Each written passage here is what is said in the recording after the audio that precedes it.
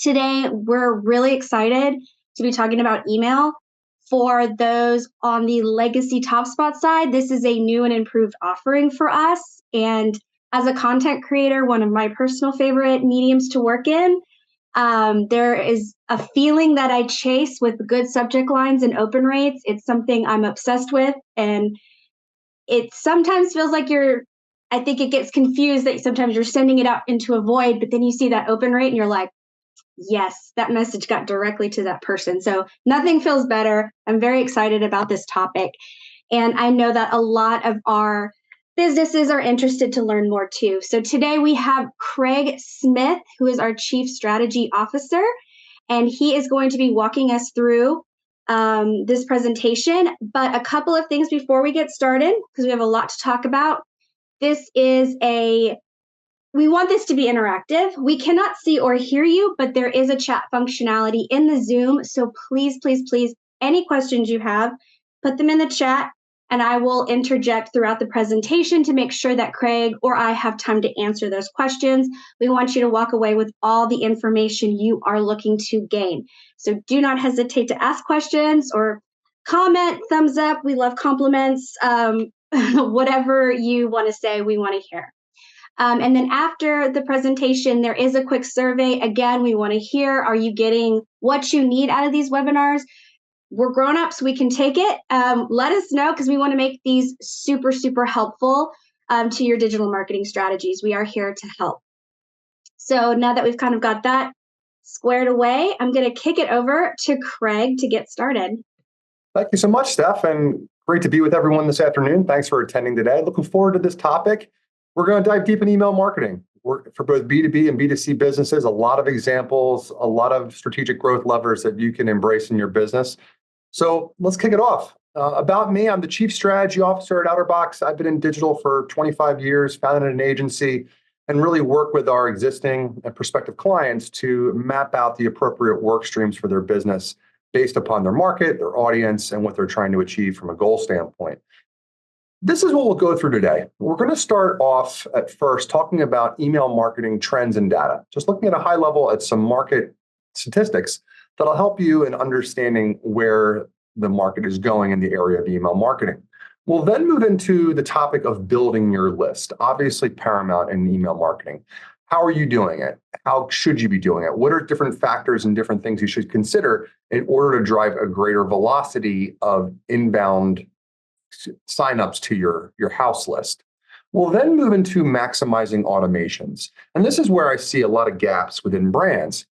How are you using automated emails to construct what we call in the industry a customer journey, both pre and post order, to make sure that you are warming up traffic, that you're educating and providing your value proposition in a manner that's going to deliver sales on the back end. We'll also talk about best practices in campaigns. So these are your monthly, your weekly sends. What are things to consider? What are different nuances that you can embrace within your campaigns that are going to make them more effective? And then we'll wrap up with just some summary guidelines, some takeaways that I wanted to make sure you walk away with. And obviously, as Steph mentioned, open it up to any questions that you guys have. We want to make sure that we answer as many questions as we possibly can. And also, just to note, you will get a recording of this webinar, so no need to take furious notes. And if you have any questions to any of the content, I'll be giving my email address out later in the presentation, and I'm happy to discuss this one-on-one.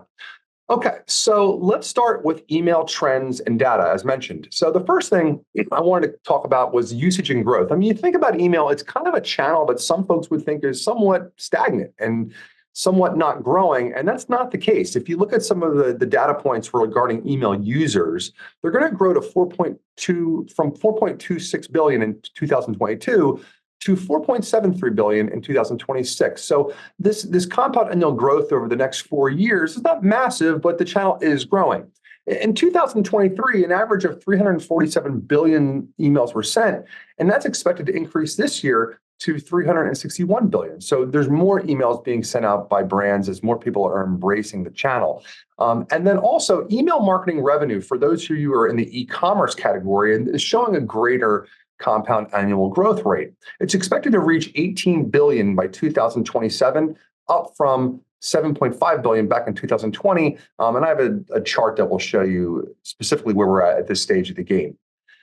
Effectiveness. Email marketing generates $36 for every $1 spent. Truly is the most effective from a return ad spend perspective channel that you can embrace. And 59% of marketers believe that email is over twice as effective at generating leads as opposed to PPC and social media. So it's definitely got its place at the table as a core growth lever that you should leverage. And then lastly, email marketing acquired 40 times more customers than Facebook and Twitter combined. And lastly, on this slide regarding effectiveness, I wanted to make sure I documented some data from Abe Weber, who talked about how often are businesses sending out emails. Well, 54% are sending them out at least once a week. 15% are sending daily. So it's important to look at your audience, look at your category, look at what you're doing today, and try to think, how can we add value? How can we incorporate a one-to-one conversation with our audience via the email channel that's going to be done with personalized content and content that's going to, again, add value to the relationship. In B2B, very interesting that 77% of B2B buyers prefer to be contacted via email or any other channel, and 87% of B2B marketers use email for their content distribution. The average email open rate, and this is good to benchmark against your own numbers, for B2B is 15%. And you can kind of see just some more data from A. Weber regarding average email click-through rates. So we talked about open rates at 15. Well, you also want to look at your click-through rate, the percentage of people who get your email and click in, and you can kind of see some of the breakdown and distribution of that in that chart. Now, in B2C, 72% of B2C marketers utilize email marketing software for content distribution. No surprise there. And 59% of respondents claim that marketing emails influence their purchasing decisions. So it's incredibly important to reinforce the advertising you're doing on social, the brand advertising that you might be doing in Google Ads and other mediums like YouTube and Display Network. The email channel is going to reinforce and influence the decision that they're considering at that stage of their evaluation journey. And 50% of people buy from marketing emails at least once a month. I would put my wife in that bucket. And here's the chart I mentioned earlier from email marketing revenue worldwide from 2020 to 2027. You can see we're about 12 billion right now with a pretty hefty growth rate coming in over the next 5 years as email only gains momentum. And then lastly, wrapping up the data section of today's presentation, I want to talk about personalization and automation. Now, this is a topic we'll talk a lot about today. 82% of marketers use email automation, and this results in 8 times greater email open rates. So using things like we'll talk about later, browse abandonment, cart abandonment, win-back campaigns, VIP campaigns, birthday campaigns, all of these are really important to kind of consistently have that set it and forget it mindset where you create these train tracks in your automation within your email system for these segments and these use cases. They're going to pay dividends for days, months, and years beyond when you first create them. And automated emails, from the statistics from Powered by Search, generate 320% more revenue compared to non-automated emails. So it's a strategy that frankly every business needs to embrace. And then relating to personalization, some interesting statistics from Adobe. They queried their audience and said, hey, what are the improvements you get from personalization? And you can see that 53% of the folks that they surveyed said customer loyalty improved.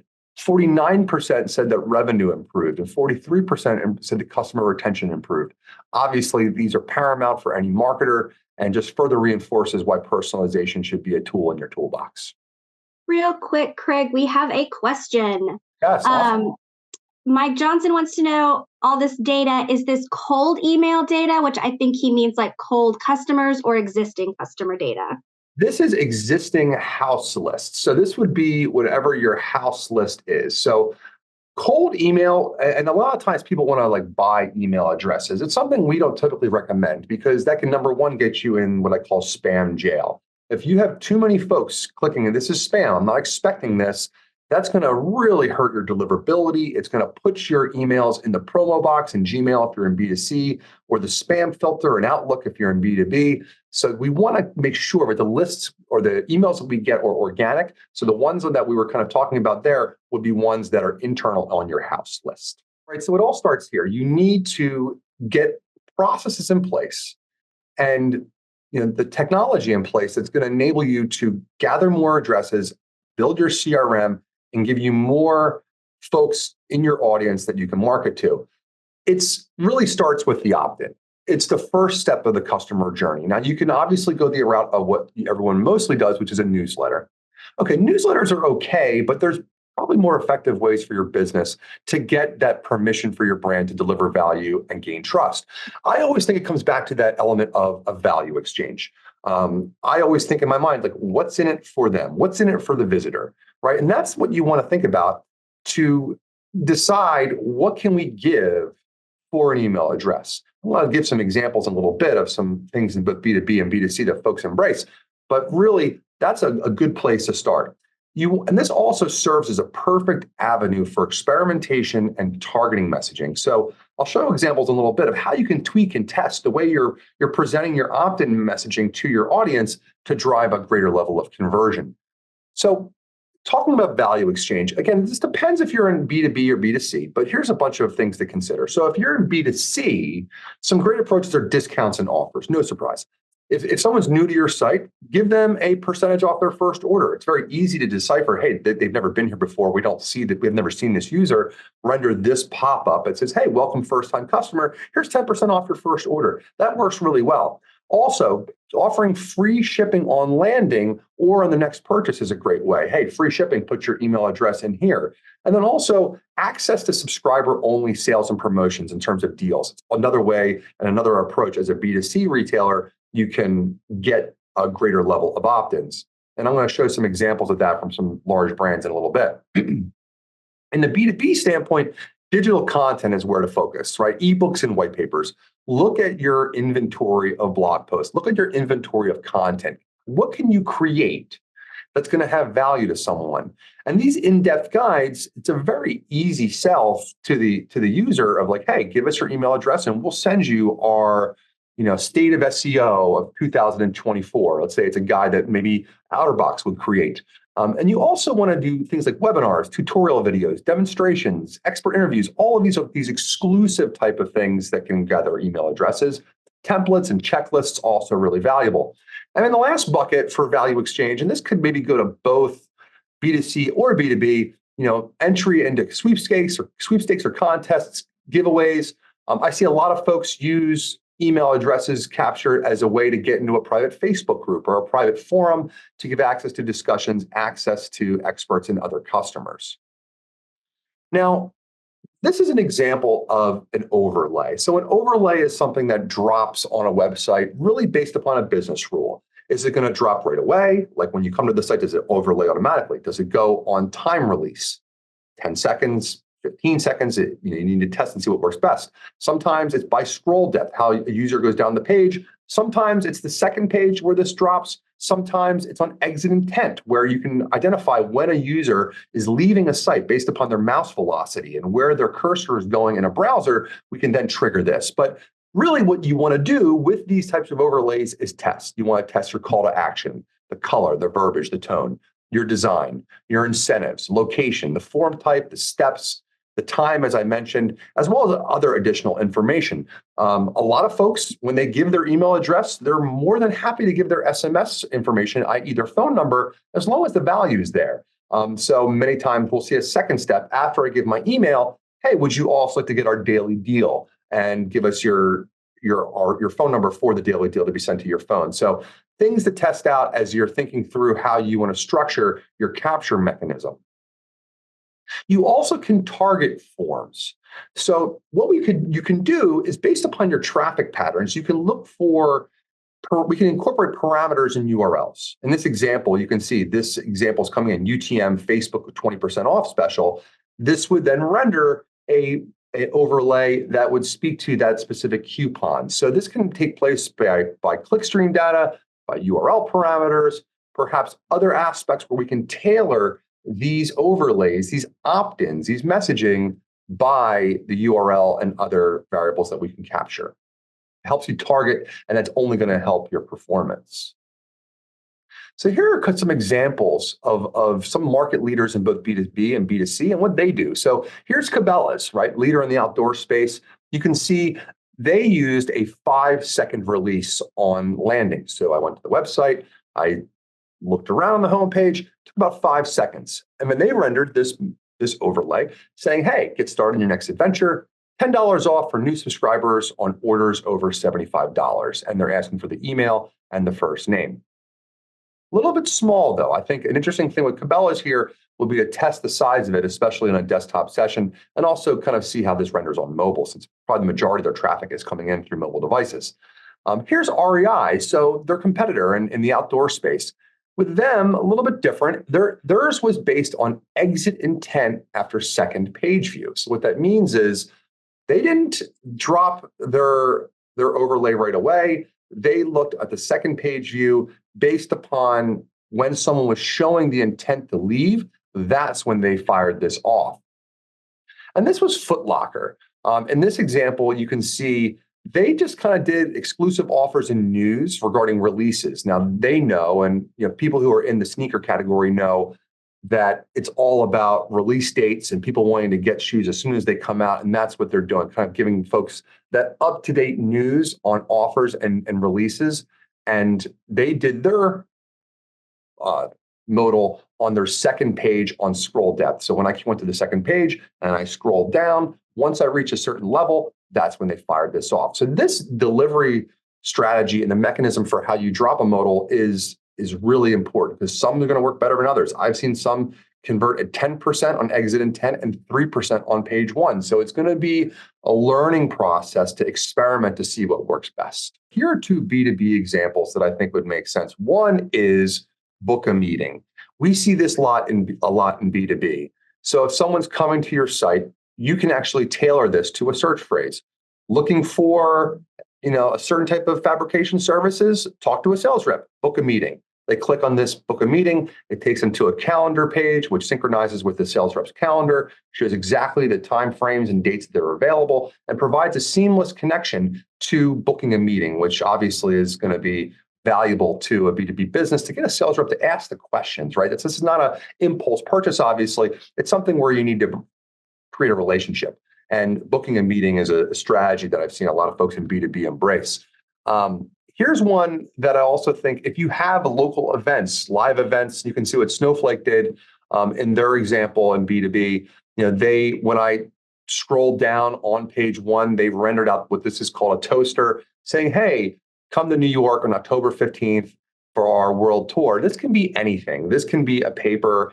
This can be a video series. This can be a webinar. It can be a consult. It goes back to that question of what can you provide that's going to be of value to someone for them to give their email address. It starts there. But I would say in B2B, the calendar approach is a good approach, as well as this type of toaster approach that drops when they reach a certain level of the browser that's going to speak to a certain piece of content or a certain offer that you want to provide to your audience. We do have a question. Perfect. How long should we leave a test up before switching to test 2? Yeah, usually it's not like an e-commerce A/B test where you need to get a certain level of traffic to reach statistical validity.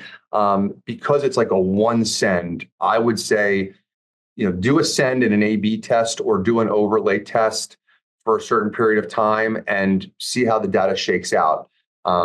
I would be cautious if you're sending an email and you're testing the contents of an email, I'd be cautious to make decisions. Oh, this is without question the better way to do things after one email. I would want to do 2 or 3 to make sure that that approach works better. On the overlays, again, I think it's going to be a little bit different testing overlays than versus the emails themselves, but it's going to be really predicated upon, I think, a few tries. Marketing is science, folks. All right, let's go to automations now. So the next topic is maximizing automations. And this is where at OuterBox, we spend a lot of time with both B2C and B2B brands crafting what we call, again, that customer journey. I know it's a buzzword, but it's all about getting the right content in front of your specific audience segment in a way that's going to answer their questions and help build a stronger relationship with your business. Automations are critical because it enables you to craft an experience that is exactly to your specification. I know we have some folks here in the insurance category, in the industrial category. Well, if we can get people to tell us what they're interested in, we can bucket them in sequences that map to their exact use cases and concerns.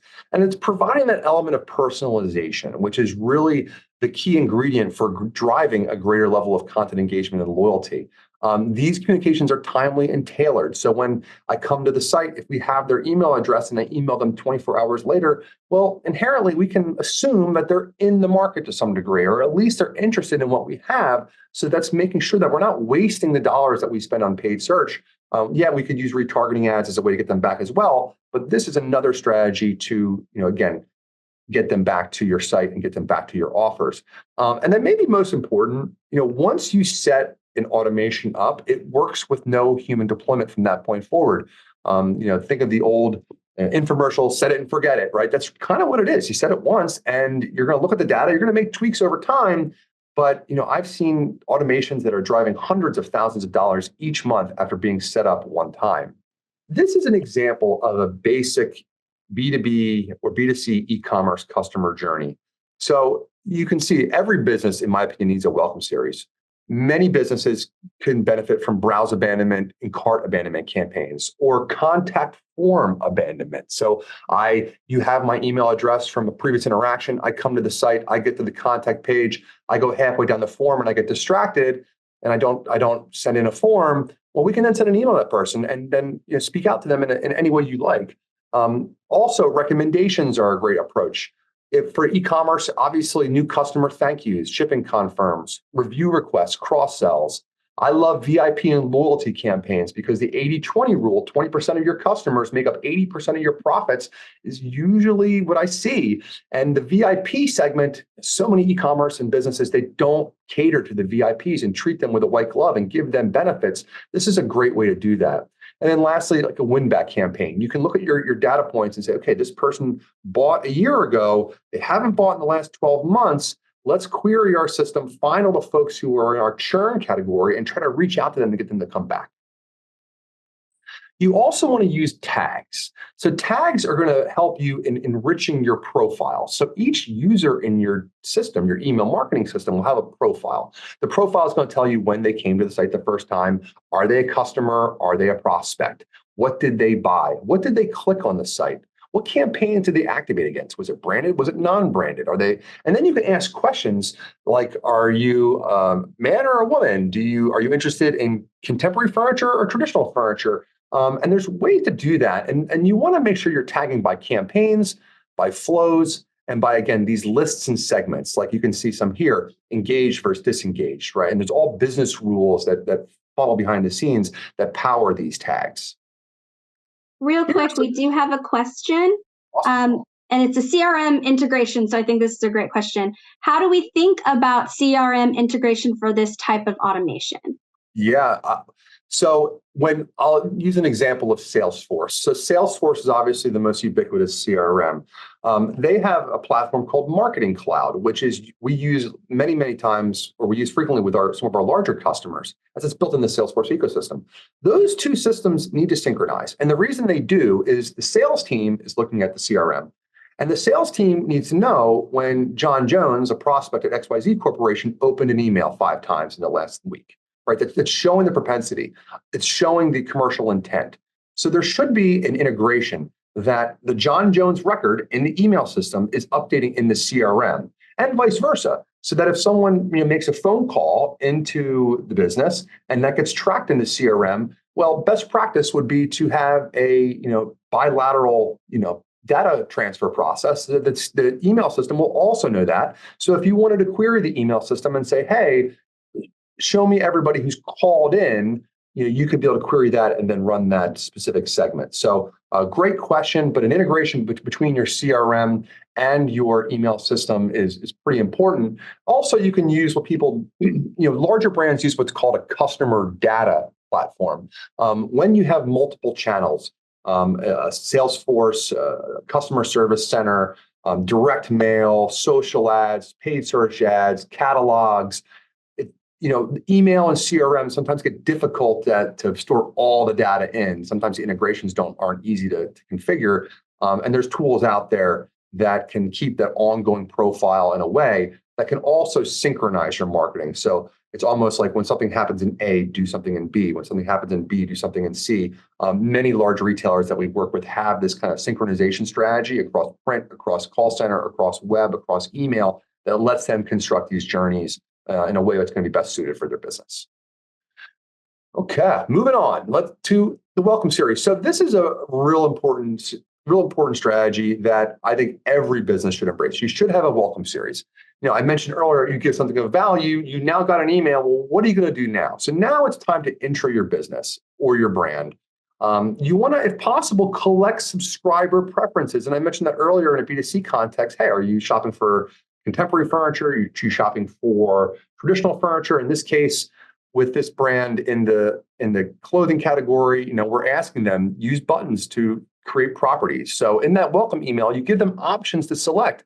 What are you interested in? What are you shopping for? And then that selection from that first email then routes right to their profile and now gives you the ability to query against that profile for future campaigns and also tailor your sequences to them based upon what their interest is. And then one thing about welcome emails, by far, they are the highest opened emails. You can see Experian reports on welcome emails, and 58% was the average total open rate. 14% was the total clicks. This is when someone's going to be more engaged than ever. So it's important to have this as part of your strategy because this is going to drive a greater level of interaction than any of your other email campaigns. Here's just some email examples. These are across a bunch of industries: Stripe in the payment space, Campaign Monitor in the technology space, Bombas in B2C, and Miro in technology. Just different approaches. I'm not going to go into details here, but I included them so when you go back to this presentation and the recording, you can kind of see some approaches. They're all visually appealing. They all have what I think are clear indications of both service and what they're all about. And again, you test this, and usually a welcome series is between 3 to 10 emails. But again, the key takeaway, I think, in welcome series is what makes you different, what do you stand for, your core offerings and who you serve, and if possible, embed social proof into your emails. Things like video testimonials from your customers. Things like we've sold, X number of, pieces this year alone. I mean, there's a lot of ways to get social proof, but this is where you're warming someone up and getting them into your brand story with the hopes they're going to buy later on. The next is browse abandonment. And I showed an example from the back end of a tool that we love called Klaviyo. Klaviyo is one of our favorite email platforms, and you can kind of see the business rules. When someone views a product, wait 30 minutes and then send them this if they're part of the list. And then there's other yes/no scenarios. And really the goal is to re-engage visitors who show commercial intent. An example and a tip, would be, highlighting the last category they viewed.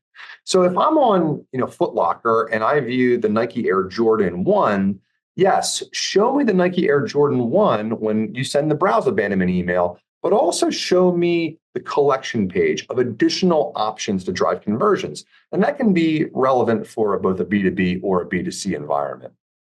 Now, here are a couple examples. Here's Ford's browse abandonment. You can see, looking at the Ford F-150 Lightning truck, they're showing me, the pricing and incentives and giving me a quick pathway to the inventory. This Ferguson example, I think, is pretty good for the industrial category. Ferguson HVAC, you can see, after looking on their site, this is the email that they deployed, bringing in some of the content that were viewed in the session.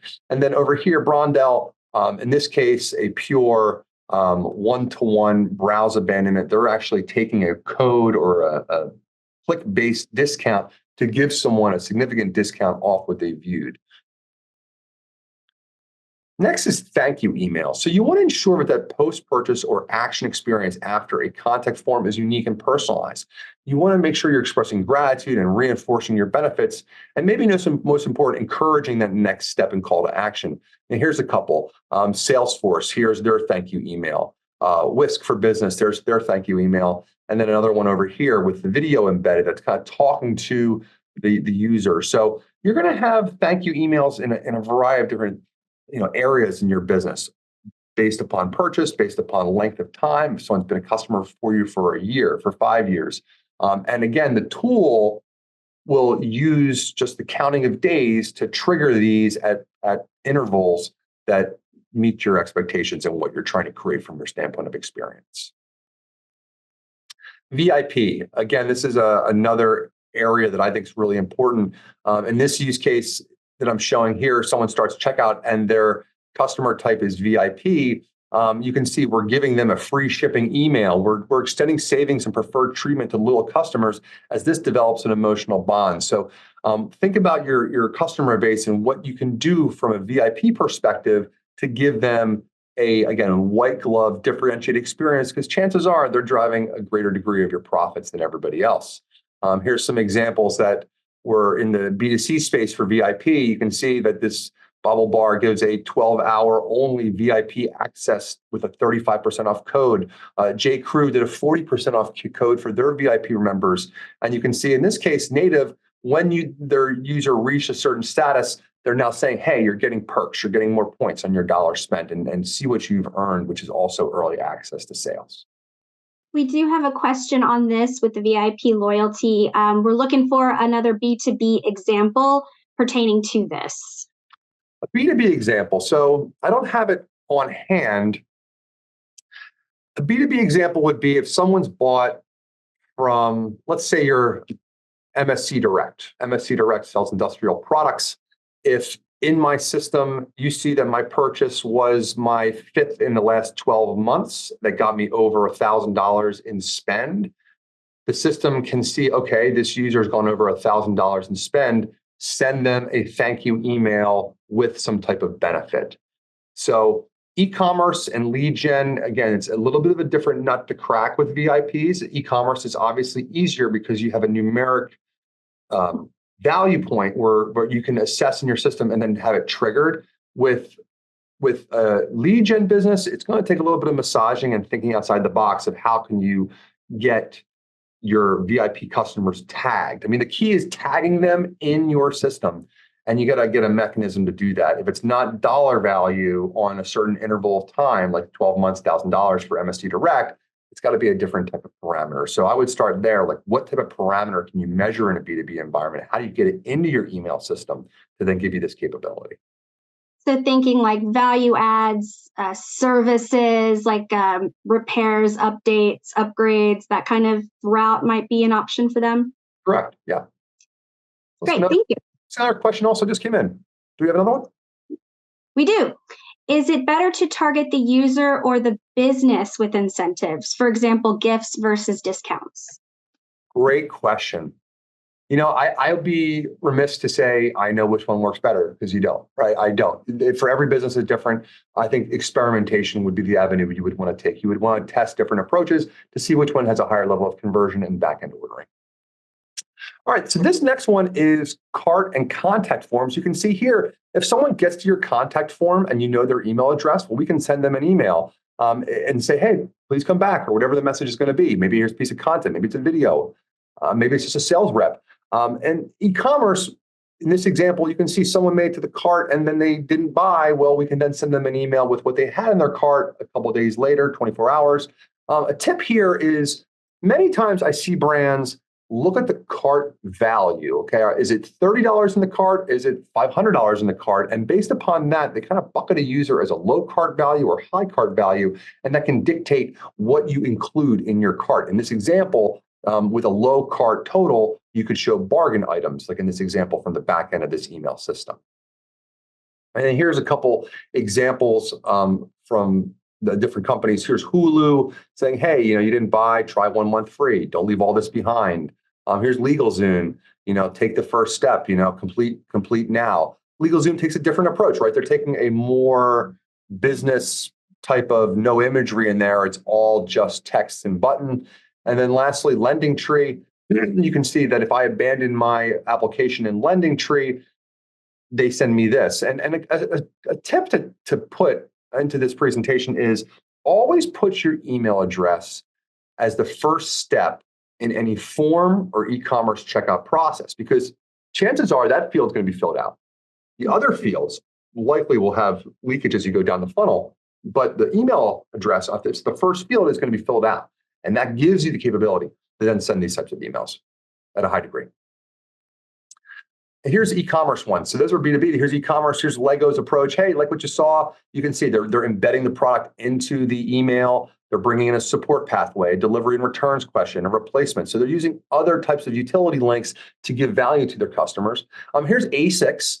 They took the approach of, hey, still thinking about it. Here's the product. Proceed to checkout. Check out now for free shipping. They're reiterating that free shipping message, that value prop. And then they're also showing other things that the user might like. Shop some of our other best sellers.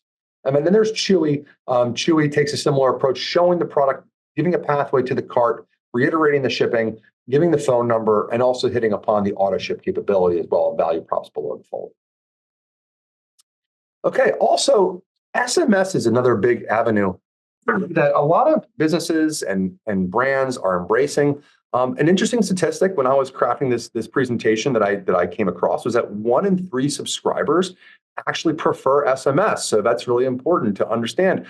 You want to try to mix it into your flows and something like this, where, hey, person, look up first name, where have you been? This is a coffee roaster, obviously, example. But SMS, and I was at an e-commerce conference this week talking with a couple brands. It's really, really impactful. The open rates on SMS for people who want to get them dwarf email, and the conversion rates are frequently higher than email. Because of that, it's definitely something to try, or at least consider. How can you use SMS messaging in your customer journey? Where does it make sense? Certain places it might make sense, certain places it clearly won't, but it's definitely worth thinking about when you consider getting like a presentation like this, which is going to get someone back to the site. We do have a question.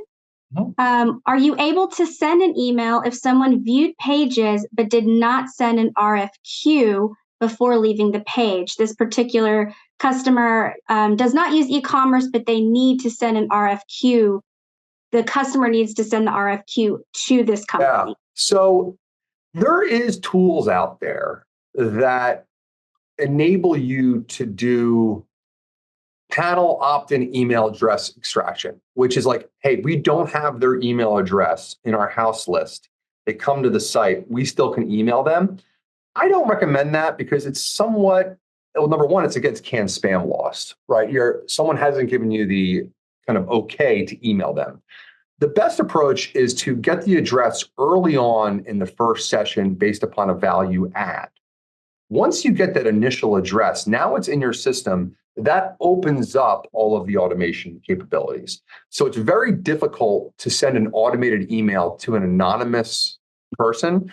But what I would do is use both, like, again, that first field being for the email, as well as predicted context form, and then some type of value added opt-in opportunity on first page load or second page load when they get into their session, to get them to give it the okay for you to email them, and that gives you the capability to do this type of opt-ins, or automations.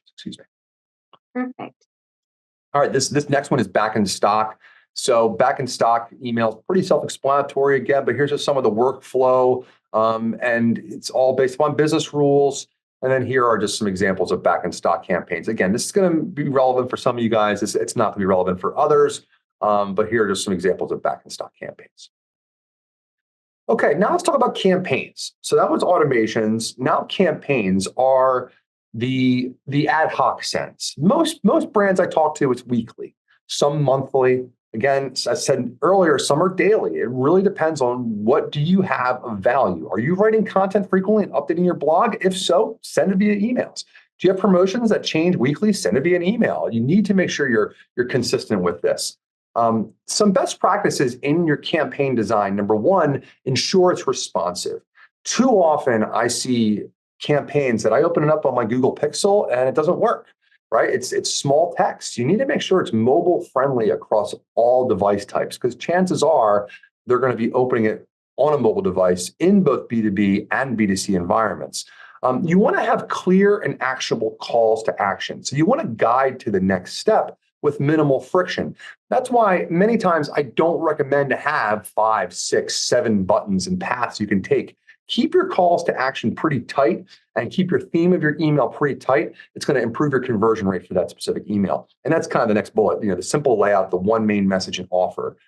Brand consistency, you need cohesion. Your color schemes, your imagery that you utilize, the way your font, your logos, everything needs to match the website, match your direct mail, match your social campaigns, match your video campaigns to make sure you're on brand. That cohesion is only going to help the element of trust in the user. And then lastly is personalization. When you can personalize to increase engagement based upon history, preferences, profile, it's only going to improve performance. Here are just a couple quick examples from both B2B and B2C. Just some, I thought these were nice emails that looked really good. These broadcast emails, right? I think over here, the one by MailChimp would be most useful for a B2B business. You can see that this campaign's all about AI. They have a video, they have a call to action. This whole email is themed around AI, and then they have copy below the fold here that's going to speak to answers for users who don't want to see it in action. A/B testing, I mentioned that earlier. Here are some parameters to consider when you're running A/B tests with your email campaigns. You want to make sure you do a 50-50 split. You don't want to review your metrics too early. And as I mentioned before, you don't want to make decisions after just one test. You want to kind of do it at least 2 to 3 times. You can do a multivariate test. A multivariate test is not where you have a split test per se, A and B. You have one version with, let's say, 6 different elements on that email you want to test. The image, the offer, the button color, the size of the button, the creative, the messaging that correlates to it. It's going to take a lot more emails to get to, or opens to get to see significance there. So you're looking for the most effective recipe. With a smaller list size, I would not recommend multivariate tests. You want to make sure you have a test period and break for implementation. You don't test for holiday seasons. And you also want to consider control groups for different experiences for your testing. And I do want to say, just kind of based on my experience on the B2B side, I have used a lot of these techniques. I used to do a lot for IT equipment. All of these applied when we were working through that. And that was all IT professionals, and that was a very tough crowd.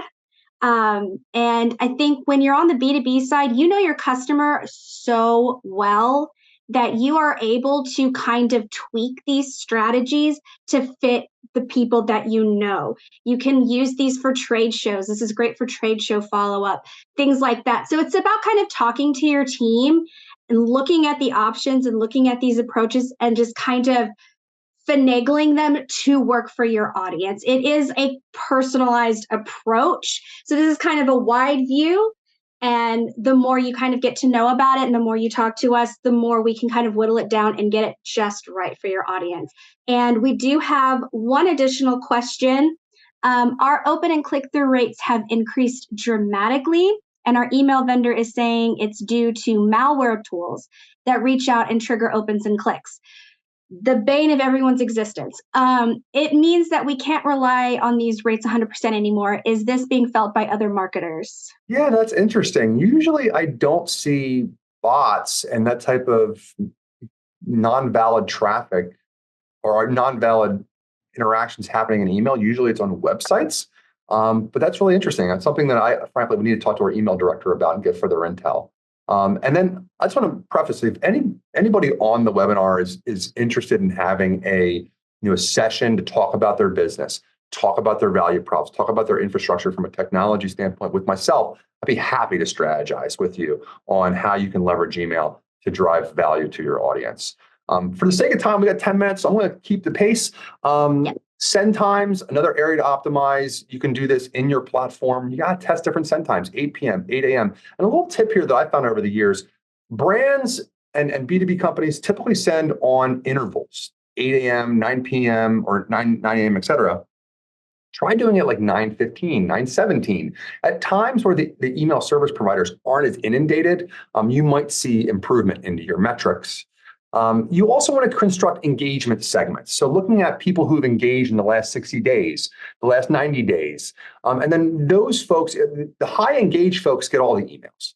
Maybe your medium engaged get only 75%, et cetera. So by creating different experiences based upon engagements, you're going to be able to deliver folks what they want. Because if they're not opening your emails, you don't want to send them anything. That's going to lower your open rate, which is going to inherently, the ESP is going to see your content is less valuable. And then over time, you'll wind up more in the spam box. Dynamic variables, I talked a little bit earlier about them in automations, but you also can use them in your campaigns. They're the easiest ways to personalize your content. Your first name should 100% be there. You can kind of see this example in the back end of an email system saying, hey, first name, you've scored X number of points, start redeeming them today.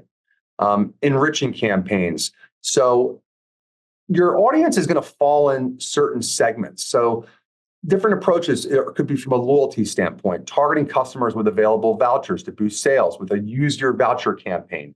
That's going to be in your system. Or I see this a lot where folks don't want to market to users with open support tickets, right? If I'm not happy with the business for whatever reason, maybe my product didn't come, maybe it came broken, and I have a support ticket, well, that's not the best time to send someone your offer. You can actually have it that if someone has an open support ticket, they're suppressed from your list that you're going to be sending to. Quizzes and surveys, also really important, where again, enriching the profile, you can use that to get customer information to target new product launch campaigns and beyond, as well as reviews. If someone's left a negative review in a certain period of time, we can suppress them from the marketing communications to make sure, again, if they're not happy with the brand, we don't want to be force feeding your messaging to them. All right, and we'll just wrap up with some guidelines, takeaways, and then we'll open up for questions. Here are just some primary guidelines from internal documentation at OuterBox, some things to consider. Your high engagement automations, your advanced automations. What should you consider? A welcome series, cart and checkout and contact form abandonment, and browse abandonment. Are you doing these things? Here are just a list of the automations that could be perhaps relevant to your business. And then on the guidelines for templates, things like an unsubscribe link you must have, physical mailing address. Is your template compatible across devices? Is it compatible to dark mode, et cetera? I'm not going to go through all of them, but there are just some key guidelines. List growth, a checkout sign up, a footer sign up, exit intent popped up as we showed before, an SMS opt-in, et cetera. Then deliverability. This is an area that I think a lot of people could do much better. You need to make sure your email's configured with DMARC, which helps ESPs know that you're a trusted sender, but you want to do all these things. Test your subject lines, test your send time, test your copy, look at your bounce rate, look at your spam rate, look at your click and unsubscribes, make sure your sending domain is white labeled, and obviously look at your spam test results. And you can get a lot of that information online through free platforms. So my core takeaways, if I had to summarize this, the 5 core takeaways. Number 1, inventory your value assets. What do you have that meets the needs and solves the problem of your audience that you can offer as an exchange for an email address? Inventory it, get it into a place where it's in a PDF or a video or whatever it may be. That's going to be critical for your initial shaking of the hand with your audience to get their email address. You want to test and optimize the capture mechanisms. Think back to that earlier slide that showed kind of the 2 examples. That's a definite great way to improve your overall list growth. You want to build out these journeys for unique segments and shown behaviors using automations. Is someone showing the propensity for the healthcare category versus the education category? That's going to determine what segment, welcome series and other series that you've constructed, they're going to receive. You want to make sure you personalize your emails for better results. And lastly, make sure you're cleaning your contact lists. Take your lists every year and run it through a system that addresses and looks at all of the email addresses and takes out the ones that are no longer active. And in a rule of thumb, if someone hasn't opened an email from you in the last year or 2, probably best to take them out of your list because it's only going to weigh down your deliverability. All right. So lastly, if you are interested in having our email team take a look at your current email program and do a diagnostic review, please feel free to email me at craig@outerbox.com. I'd be happy to tee that up, and you'll get some great results and great intel from that as it relates to your templates, your current metrics, how you're addressing your users via automation, how you're addressing your audience via your campaigns, and will provide you with immediate actionable intelligence into what you can do to improve. And like I also mentioned, if you just want to have a one-off conversation, again, feel free to email me. Be happy to sit down and talk from a strategy standpoint about your email efforts and what we can do to drive performance there. All right. So thanks everyone again. And with that, Steph, the last 5 minutes, I'll wrap up with any remaining questions. Perfect. We had one that circles back to the overlays that we were talking about earlier. Are there pop-up blockers that affect overlays currently? There are, but they're very rare. It's very rare to have that. I don't see that often where pop-ups are blocked. I think there is nuances and tools that people can use, but most pop-ups render via JavaScript and they render without being blocked. Right. The other question we have is, do you have a clean contact list service tool that you can recommend? So there's a lot out there. If you search, it's escaping me. I've used so many in the past. Basically, they charge on a per contact basis. You spend, usually it's like a half a cent per address. You take your CSV file, you upload it into the system. The system calculates each row. They say, hey, this is going to cost you $65. And it's really not expensive at all. And then your output usually comes back with like, hey, these addresses are perfect to send to. These are kind of iffy, right? They're Gmail addresses, or maybe they came back as active, but we don't think it's a business. And then there's some that are just spam. So it's going to give you different kind of parameters on your users, but usually it's like pretty cheap. And if you just search email cleaning tool, you'll find a ton. There's a ton in the market. Last question. This is concerning lead nurturing campaigns. I think this is another, we're looking for an industrial example, specifically machine equipment or service type companies, metal service type companies. So with a lead nurturing campaign, so if I'm an industrial company and I'm selling machinery, I come to the site for the first time. Maybe I give an email address to get a members only pricing, or give us your address to see pricing. A lot of times in B2B environments, you can't see the product pricing until you give your email. That could be an approach. And then let's say that is the approach, 3 to 10 emails again on the welcome series. The first one is history, right? We've been in business since 1948. We have over 10,000 happy customers. We're rated the Better Business Bureau. Here are some of our customers. And telling the story, warming up the social proof. That could then move into capabilities. Well, here are our top models and how they work in certain industries. And then maybe the third one is a blog post. Hey, here's our POV on the state of industrial machinery and what you should expect in the new year. It's all based upon content and value. You just can't pepper your list with promotions.